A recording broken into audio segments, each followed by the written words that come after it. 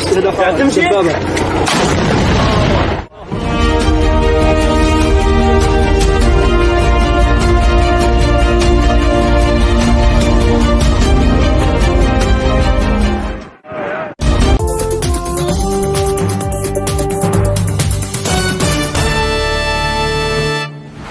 Africa has 130 million child brides, girls under the age of 18 who are already married, and adult women who are married as children according to the United Nations Children's Fund.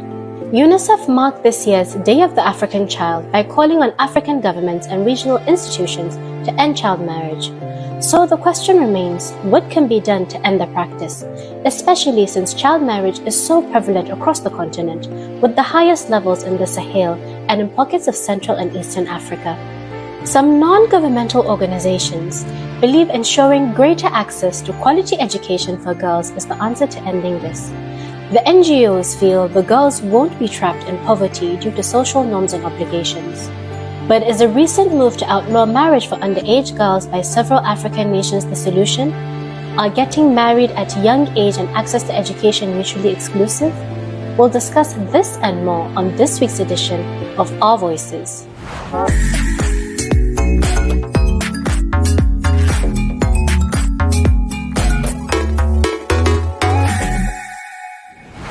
Hello, I'm Amina Aliyu, and this is Our Voices. Child marriage is a reality that is very much alive in certain communities worldwide and in various parts of Africa. According to the United Nations, 9 out of 10 countries with the highest levels of child marriage in the world are in sub-Saharan Africa, including Niger, Chad, Mozambique, Burkina Faso, South Sudan, Guinea, to name a few, and my own country, Nigeria. The Nigerian Child Rights Act of 2003 set the minimum age of marriage at 18 years of age, but as of March 2013, only 23 of Nigeria's 36 states have adopted the act, especially states with Islamic legal systems. VOA's Samuel Okocha visited the streets of Lagos, Nigeria to hear opinions on child marriage.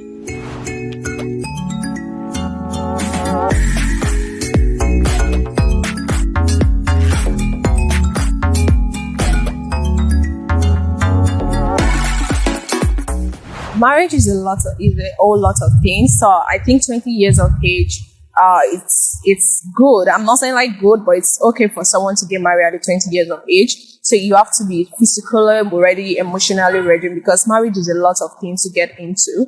So also to ensure if someone is at a certain age to get married, he has to be physically ready and financially stable as well. Personally, I feel if marriage should be increased, like the age for girls, I feel it should be 21. Because at 21, at least you're mature enough. Because I feel personally 18 years still a child. Nothing nobody wants to say my 18 years still a child. Then how should it be enforced? Like churches, mosques, courts should not wear them. Once you come there and you're not up to 21, you should not be wedded. So if you now just say, okay, yes, so I want to go and live with this man like that. So nobody wants to wed me. You're not married. You're just living with the man. Okay? And I feel it should also be punishable by law. Like the men that go to marry these girls that are under 21 should be punished.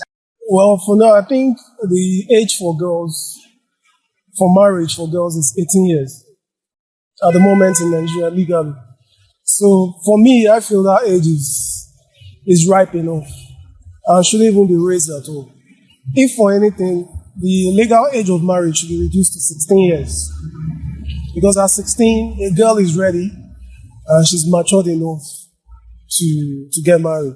In some other countries, the legal age of marriage is 16 years. Now to Zimbabwe, where authorities say more than 1/3 of girls in the country are married before the age of 18, and in some areas, more than 50% are minors. Rights advocates are lauding a new law that criminalizes child marriage in Zimbabwe. Columbus Mavunga reports from Mbire. 19-year-old Portia Nobula is from the Mbire area near Zimbabwe's border with Zambia and Mozambique. She says she was raped at 15 on her way from school, became pregnant, and then was forced to marry her attacker.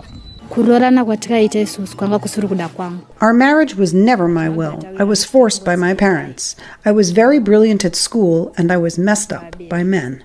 Her case is not unusual, say children's advocates.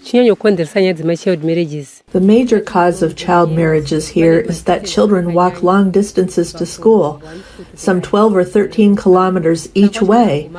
So a child ends up leaving school, and since there is nothing like training in woodwork or sewing, she ends up being married. Advocates and non-profit groups are working with the government to reduce child marriage in Mbire, in Mashonaland Central Province, where more than half the girls get married before they turn 18. We are doing awareness campaigns at gatherings like these as one way to reduce the problem of child marriages. We do these campaigns with parents and girls, as well as teach them about their sexual and reproductive rights. Traditional leaders are accused of promoting the practice or turning a blind eye to it. Chief Chutsungo, a traditional leader here, says he's punishing parents who marry off their children by fining them. You take a child to the hospital when a child falls sick. It's the child's right. So we meet regularly with parents, and also there are non-governmental groups doing awareness campaigns. Legal experts say a new law criminalizing child marriage should help combat the problem. There were gaps and loopholes that existed in terms of when exactly a person could contract into a marriage legally. So by extension, however, there is need for the Criminal Law and Codification Reform Act to introduce a clear law that stipulates child marriages as an offense and also introduces sentencing guidelines for perpetrators of child marriages. Portia Nobula is hoping other girls will not have to endure what she has. Those convicted under the new child marriage law face up to 10 years in prison, though advocates for children's rights are pushing for a harsher sentence. Columbus Mavunga for VOA News, Mbire, Zimbabwe. It's time for a break. But first, do you believe criminalizing early marriage for girls under the age of 18 in Africa will end the practice? What role do we play as a society to overcome this practice? Please share your views on our social media platforms. We are on Facebook, Instagram, and Twitter. Our handle is at VOA Our Voices. We are also on WhatsApp. Our number is on your screen. When we come back, we'll go to the drought-stricken region of Ethiopia, where child marriage has more than doubled according to the UNICEF. Empowerment and humanity towards a better world. Economic and social progress of every society. Facts and information from key players rather than spectators in politics, business, science and technology. City, rural, educated or underprivileged. We care and we listen to what matters to you. Your voices are our voices. Welcome back. You're watching Our Voices. Many different situations such as climate change, natural disasters, cultural norms, and old promises have a great impact on child marriage. The record drought in Ethiopia has led to a dramatic increase in desperate parents marrying off their children according to the UNICEF. Reported child marriages have more than doubled in 2022. Aid groups are trying to get much needed water and other help to drought-hit families to try to curb the trend and protect girls. Linda Giftash reports from Godi. Unable to feed themselves or their families, people in Ethiopia's Somali region are fleeing to displacement camps in search of aid. They're also using any means to better themselves economically. Nasteho Bahar Abdi married at 14, but she had to remarry this year because her first husband failed to support her and 2 daughters. What can I do? I have no skills to work. I did not learn. My children are suffering.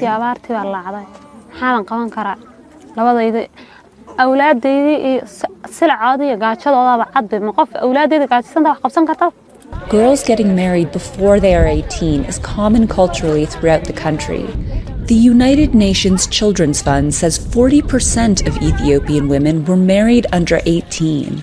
Faced with economic pressures from the drought, experts say marrying daughters can be a form of relief to families by having one less mouth to feed and gaining a bride price. Where the drought had hit and was sort of notified as the hotspot worried us, we saw like 63% increase. And of course, these are sort of anecdotal, what we picked up from the different different waridas and talking to the communities. But the fact that that number itself gives a pretty scary situation about children. Waridas are districts within a state. UNICEF says surveys suggest child marriages have doubled in the region, but cases could be even higher. Families don't openly discuss the issue, and marriages aren't formally registered because legally the minimum age for marriage in Ethiopia is 18. Advocates say raising awareness about the risks to girls may help discourage the practice. We are seeing where young mothers, where the malnutrition levels are very high, and the children that they are giving birth to are also sort of suffering from acute malnutrition. Keeping children in the classroom may also help protect girls from early marriage and pregnancy. Education is the key to combat, the early child marriage. It keep them busy at schools. We tell parents that investing in child is something that that can help them to have a good returns than having these short times economic benefits from marriage transactions. Abdi learned to raise livestock rather than going to school. Those skills have limited her and others like her amid the drought. But she says she wants a different future for her daughters. I am planning for my children to teach them, take them to school when they reach school age. If Allah gives me wealth, I will teach them. Abdi says she also encourages other girls in the community to go to school rather than wed. It's the message child rights activist hope catches on. Linda Giftash for VOA News, Godea, Ethiopia.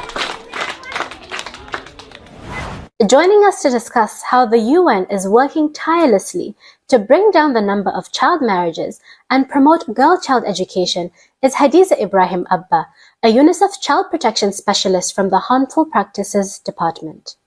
The UN defines a child as any person under the age of 18 years, and this is in line with Article 1 of the Convention on the Rights of the Child.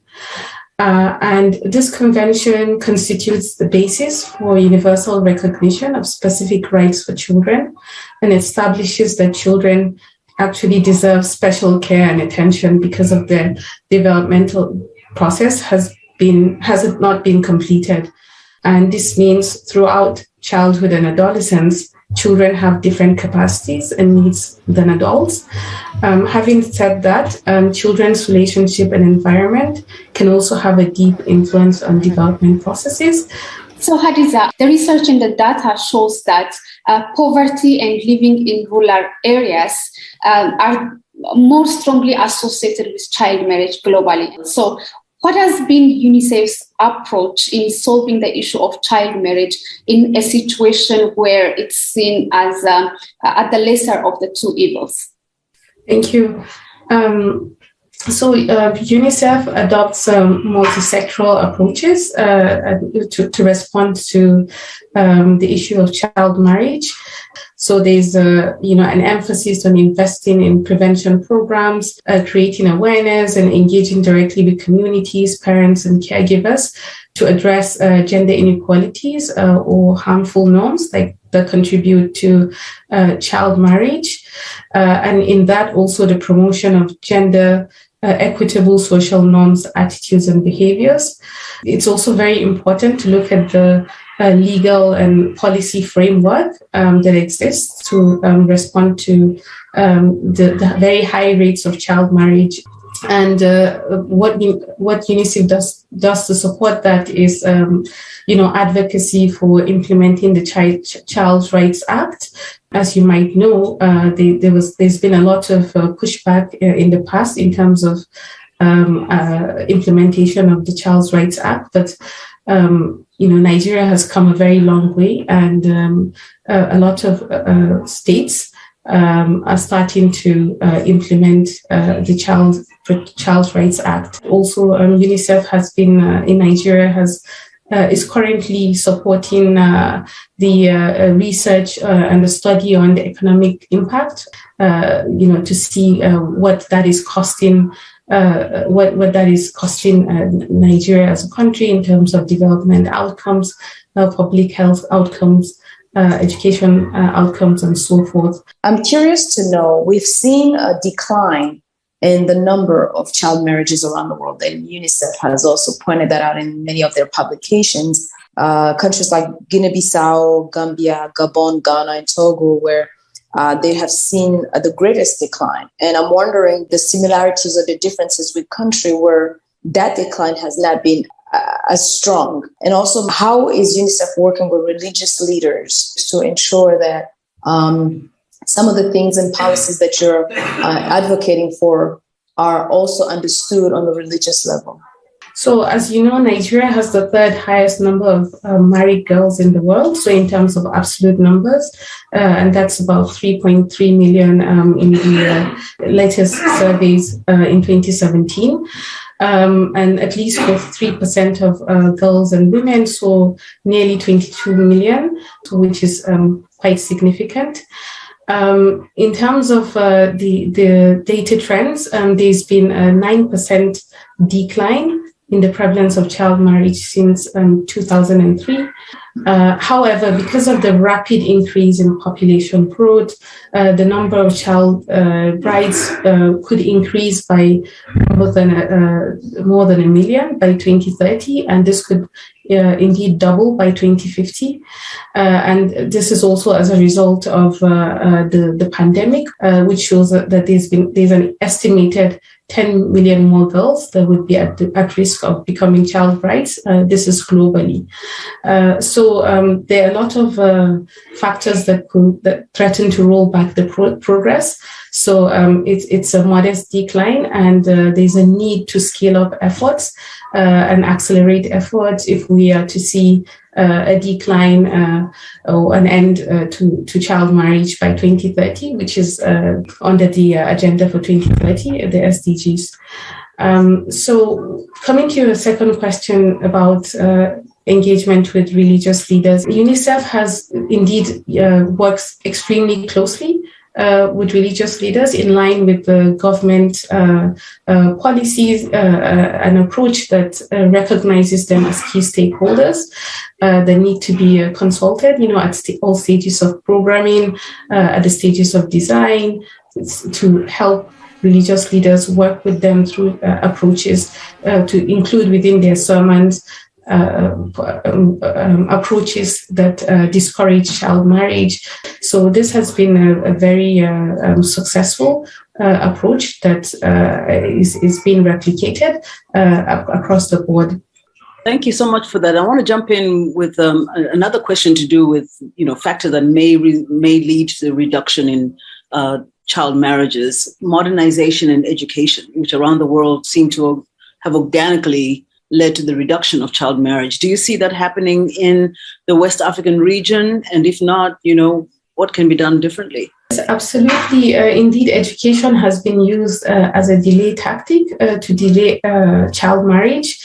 And one of the ways that UNICEF has supported this is not only strengthening education outcomes and increasing access to education, particularly to children in rural areas, but it's also emphasizing the cash transfer programs, which also encourage young people who are out of school, as well as their caregivers, their parents, to ensure increased school enrollment and attendance rates, to get literacy and life skills, numeracy skills, to give them better outcomes in life. Seeking an education and getting married young or child marriage, are they mutually exclusive, or is there a way to substitute what would otherwise be a complete lack of education? We're looking at the impact of child marriage. A child is somebody that is not fully developed in terms of their mental capacity to be able to make choices that have a huge impact on their life outcomes.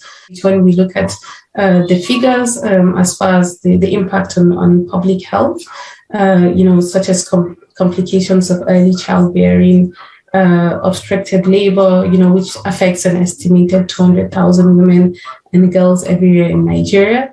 So essentially, it's about looking at how to improve the outcomes, in the best interest of a child, and ensuring that they put on the road to getting quality life. It's time for a break. When we return, we'll introduce you to a survivor of early childhood marriage who is mentoring other girls in Burkina Faso not to follow in her footsteps. That's next on our Women to Watch segment. Stay with us.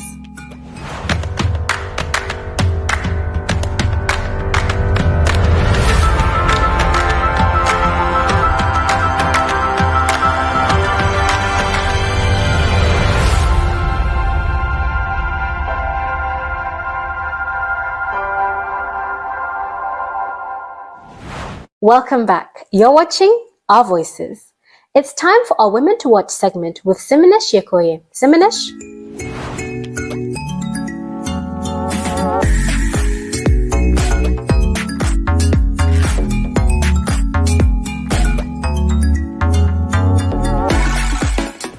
Thanks, Amina, and hello, everyone. I'm happy to bring you this week's Women to Watch segment. Let's go to Africa's Sahel region, where United Nations data shows countries in the region have the highest number of child marriage in the world.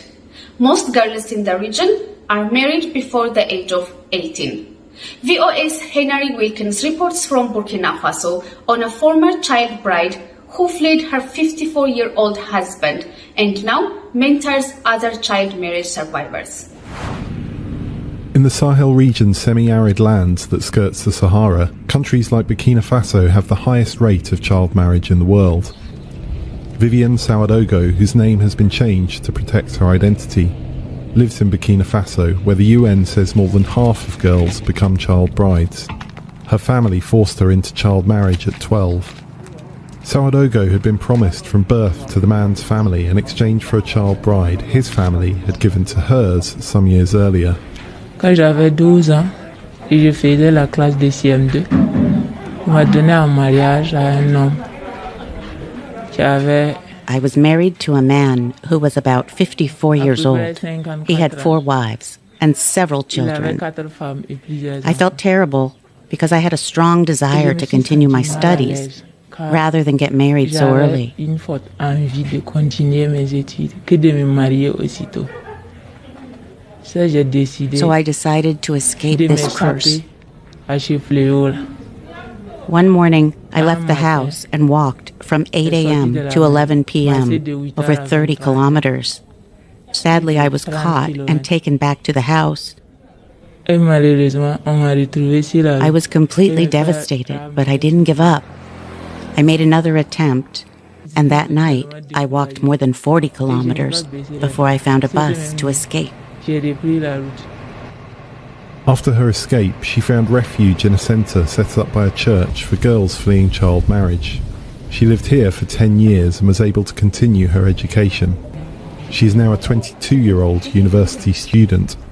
She has left the centre but returns regularly to mentor younger girls, like this one who also escaped through the bush alone and whose identity we are protecting. I left the man because I didn't love him, and also he already had 3 wives and children. I have been here at the center for a few months. The center helps me with clothes, food, and also I am at school, which makes me very happy. Cultural practices like gifting daughters to other families are common in the Sahel, as is the kidnapping of young girls for marriage. But one traditional leader in Burkina Faso says poverty is at the root of the problem. Le fait que les filles sont données en mariage, c'est parce que les parents pensent qu'ils n'ont pas de moyens. The need for money is a reason for people to marry their children off before the age presumed right for a girl. Non-profit groups like Save the Children are working to eliminate child marriage, but say financial support and empowerment of the girls is an essential part of stopping it. We believe the reasons the girls are given up for marriage is because the parents think they do not have the means to support them. For us, when a girl is given in marriage, we have to find a way to empower her. Save the Children provides cash handouts to families to ensure girls continue their education. while Burkina Faso's government says careful monitoring by citizens is also essential to prevent child marriage. Le Burkina a mis en place au moins 800 cellules de veille dans au moins 872 villages. Burkina Faso has set up more than 800 watch cells in at least 872 villages to carry out communication and prevention actions. For this, we have sensitized no less than 4 million people on the phenomenon of child marriage. But it is an uphill battle. The nun who runs the refuge centre for girls says the conflict raging across the Sahel since 2012 has only made matters worse. This week alone, we welcomed 4 girls. There are weeks when 6 arrive, which is too much. There are already 110 girls. We thought the number would decrease, but it is worse. Despite the obstacles, Sawadogo says escaping child marriage is vital.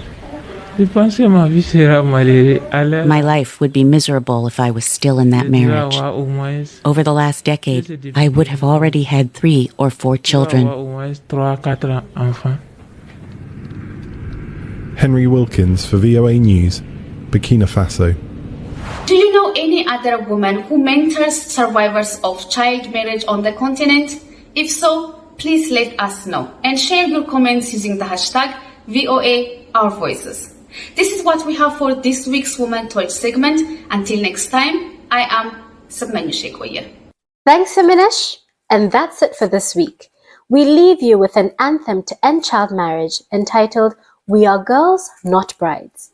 It's written, composed, and sung by a group of talented girls from the Lusaka Girls' School who participate in a girls' empowerment club run by the non-profit organization Girls, Not Brides in Zambia. We say no, no, no, don't marry us off, 'cause we are girls, not brides. Speak out, you have a voice, just speak it out, oh girl. We are girls, not brides. We know our rights, we speak them out. On behalf of my Our Voices colleagues and everyone here at the Voice of America, I'm Amina Aliyu. Thank you for watching.